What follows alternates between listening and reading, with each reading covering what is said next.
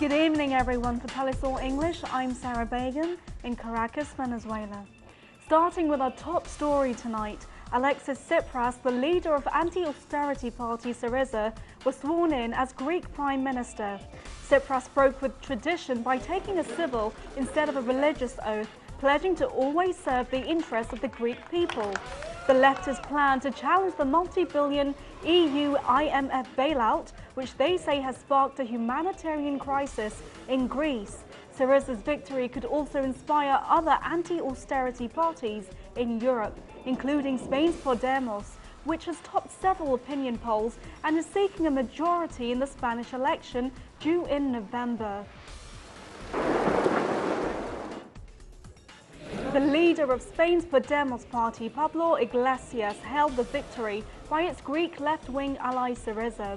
Like Syriza, Podemos has found considerable popular support by rejecting austerity programs adopted to try to lift the country's out of deep economic crisis. He said it would free Greece from austerity politics, which he said were dictated by Germany. In Venezuela, former right-wing presidents of Chile and Colombia attempted to visit an opposition leader in prison without obtaining the necessary permits. In what Venezuelan Communications Minister Jacqueline Farias called a media circus, conservative former President Sebastián Piñera of Chile and Andrés Pastrana of Colombia were unable to access the prison where Venezuelan opposition leader Leopoldo López is currently detained. López was jailed after staging violent protests designed to destabilize the government that resulted in 43 deaths across the country. It's 4 months since the forced disappearance of 43 Mexican students in Ayotzinapa, and the calls for justice still reverberate throughout the country. Thousands of teachers, students, and other social activists have joined family members to march through Mexico City. Columns of protesters from the north and south of the capital converged on the central Zocalo Square, where a rally was due to be held. Families continue to demand that the student teachers be returned alive. The President of Colombia, Juan Manuel Santos, signs trade agreements with French President François Hollande during a visit to France on Monday, his second visit in 2 months. The Colombian president was there to get the support of the French president for the peace process. The French will help out Colombia with education material and environmental support. Staying on Colombia, the FARC has raised concerns over political persecution by paramilitary forces with threats on social movements and human rights groups. The statement comes after the murder of human rights activist Carlos Pedraza Salcedo on January 21st. Our correspondent, Natalia Margarita, reports from Bogotá. Carlos Alberto Pedraza, a human rights defender and leader of social organization Congreso de los Pueblos, was found dead Wednesday last week. His body was found with clear signs of violence 60 kilometers away from his base city, Bogotá. His organization has already denounced the strange circumstances surrounding his death, particularly the fact that alleged intelligence agents made a call to inform that Carlos was dead as a result of a motorcycle accident, which by now it's pretty clear it was not the case. Dozens of mourners attend the activist's farewell and demanded from the authorities to clarify as soon as possible who's behind this killing. Senator Iván Cepeda also demanded from the government to guarantee the security of all those human rights defenders that have been recently receiving death threats. From Bogotá, Natalia Margarita, Telesur. Kurdish forces have driven Islamic State militants from Kobani, officials say, ending a 4-month battle for the northern Syrian town. Fighters from the Popular Protection Units were said to have entered outlying areas in the east of the town after the jihadists retreated. Photographs posted on social media on Monday afternoon showed the YPG flag being flown around Kobani. As night fell, celebratory gunfire echoed across the town. The fighting has left at least 1,600 people dead, among them 1,196 jihadists. In the United Kingdom, hundreds of anti-fracking protesters demonstrated outside the Houses of Parliament in London as MPs gathered inside to vote on the future of the UK's shale gas industry.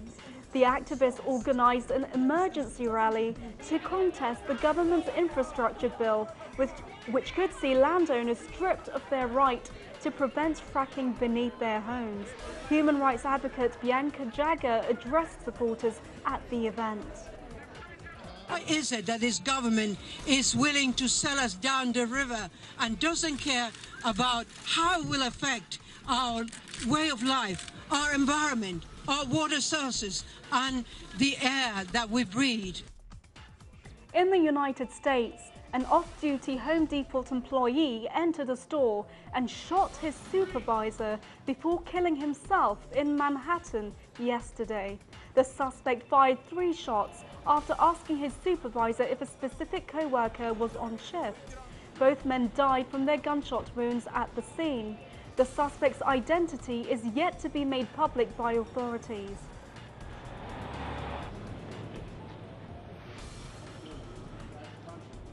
Egyptian police arrested 516 supporters of the blacklisted Muslim Brotherhood. The arrests were made during protests as the country marked the 4th anniversary of its January 25th uprising. The authorities have engaged in a crackdown targeting the Muslim Brotherhood since former army chief and now president Abdel Fattah al-Sisi ousted his Islamist predecessor Mohamed Morsi in July 2013.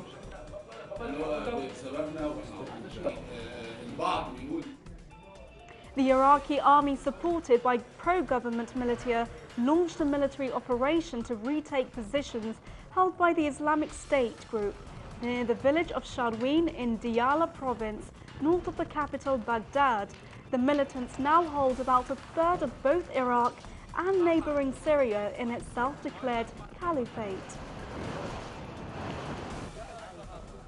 Tomorrow marks 70 years since the Soviet Red Army liberated the Auschwitz concentration camp. The Auschwitz concentration camp, one of the most haunting symbols of the horrors of Nazism. Some 1.1 million people passed under the camp's infamous sign, "Work will set you free," between 1940 and 1945. In Palestine, the government is making plans to prepare the enclave's only seaport. We turn to Noor Harazin for more. It was the ultimate Palestinian dream to have the right of freedom of movement, especially for the residents of Gaza who have been living under an Israeli siege for the past 9 years. The Hamas movement in Gaza brought that dream closer to reality in the coastal enclave as a ministerial committee in Gaza announced plans to prepare the enclave seaport to allow Palestinians to travel abroad. The enclave is the home to 1.8 million people.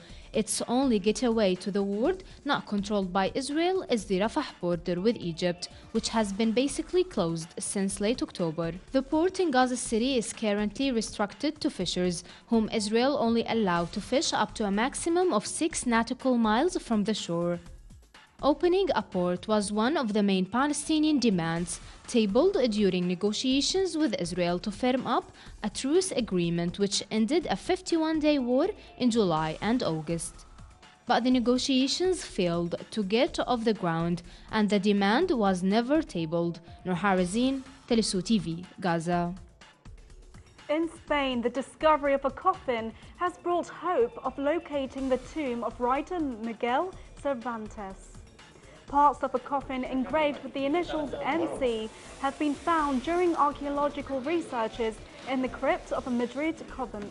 Cervantes was most famous for writing Don Quixote of La Mancha and is one of Western literature's key writers.